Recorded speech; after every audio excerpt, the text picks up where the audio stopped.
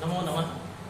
आज पुनः आपके सिलेबस के अकॉर्डिंग मानसिक योग्यता परीक्षण में प्रथम टॉपिक लेकर के मैं आपके सामने उपस्थित हो चुका हूं।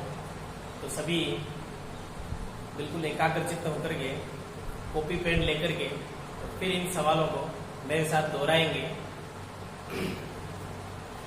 मानसिक योग्यता परीक्षण में मैंने कल बताया था आपको कि आपके सिलेबस के अनुसार 6 टॉपिक है।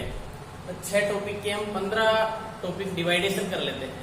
15 टॉपिक में पहला टॉपिक आपका है सादृश्यता परीक्षण। मानसिक योग्यता परीक्षण का मेंटल एबिलिटी का सबसे सरल टॉपिक है ये।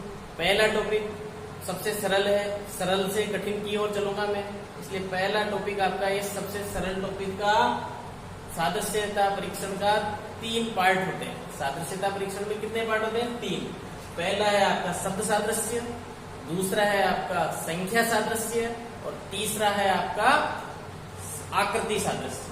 तो उसमें भी शब्द सादृश्य, सादृश्यता परीक्षण के अंदर भी शब्द सादृश्य टॉपिक में पहला टॉपिक ले रहा हूं आपका। उसके अंदर पहला सवाल देखेंगे, सरल है, आपको आसानी से इसका आंसर आ जाएगा, लेकिन फिर भी अपने को परीक्षा के अंदर ऐसे प्रश्न आएंगे 4 से 5 क्वेश्चन आएंगे आपके 50 में से। तो सरल है, गलत नहीं होना चाहिए। अगर सरल प्रश्न गलत होता है तो वो अपने पैरों पे कुल्हाड़ी मारने जैसा है। इसलिए ये प्रश्न आपके किसी भी हालत में गलत नहीं होना चाहिए।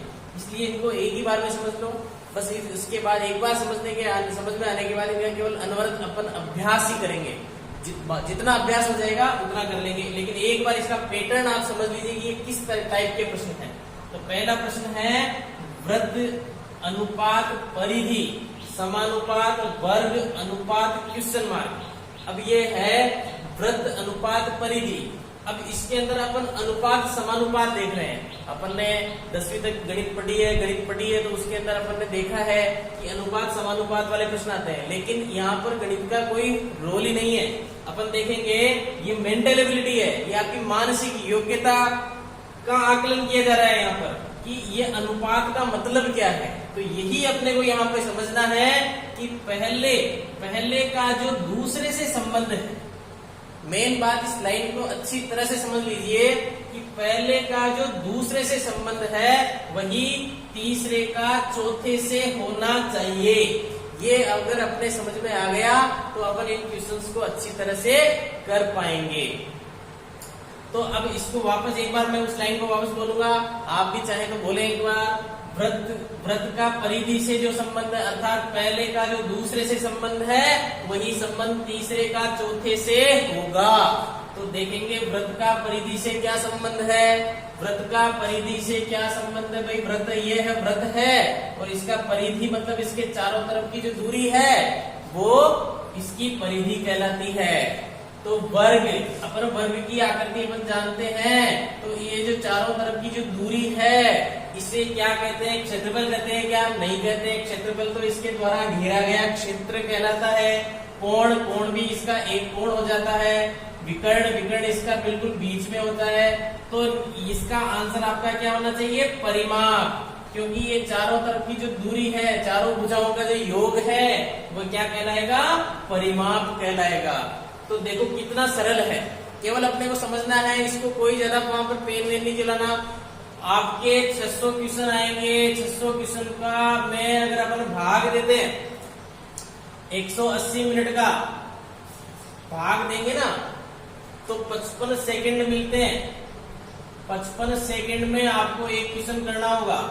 अब 55 सेकंड में ये प्रश्न आपका 55 सेकंड जितना भी नहीं है। ये आपका एक बार आप पढ़ोगे और आपको समझ में आ जाएगा, आप आराम से इसके क्वेश्चन का आंसर कर पाओगे। ठीक है, तो एक बार पुनः समझ लीजिए, वृत्त का परिधि से क्या संबंध है? वही संबंध वर्ग का किससे होगा? तो वृत्त का परिधि से संबंध अपने को समझ में आ गया, इसलिए वर्ग का क्या हो जाएगा? परिमाप हो जाएगा। दूसरा प्रश्न पे आ जाते हैं, अग्नि अनुपात गर्मी, गुलाब अनुपात क्वेश्चन मार्क। अलग अलग तरीके के प्रश्न हैं। तो अलग देखो, मेंटल एबिलिटी प्रश्न टॉपिक तो आपका शब्द सादृश्य से चलेगा, लेकिन इसमें भी काफी अलग अलग तरीके के प्रश्न आ सकते हैं। तो अग्नि, इसका जो संबंध है उसका तर्क अलग अलग हो सकते हैं। अग्नि का संबंध गर्मी से क्या है? अग्नि का संबंध गर्मी से क्या है। अपन समझ सकते हैं कि अग्नि और गर्मी का संबंध क्या है। अपन समझते हैं जैसे माचिस की तीली जलाते हैं, तो तीली जलाने से उसमें अगर उसके हाथ लगाते हैं तो वो गर्मी ही होती है। अपन चूल्हा जलाते हैं, गैस जलाते हैं, सब में मतलब अग्नि है तो गर्मी है, अर्थात अग्नि का स्वाभाविक गुण है गर्मी। इसी प्रकार से गुलाब का स्वाभाविक गुण क्या है भाई, तो अपन देखते हैं गुलाब से इत्र बनता है, लेकिन इसका स्वाभाविक गुण नहीं है। जरूरी नहीं है कि हर गुलाब के इत्र में खुशबू आए सी।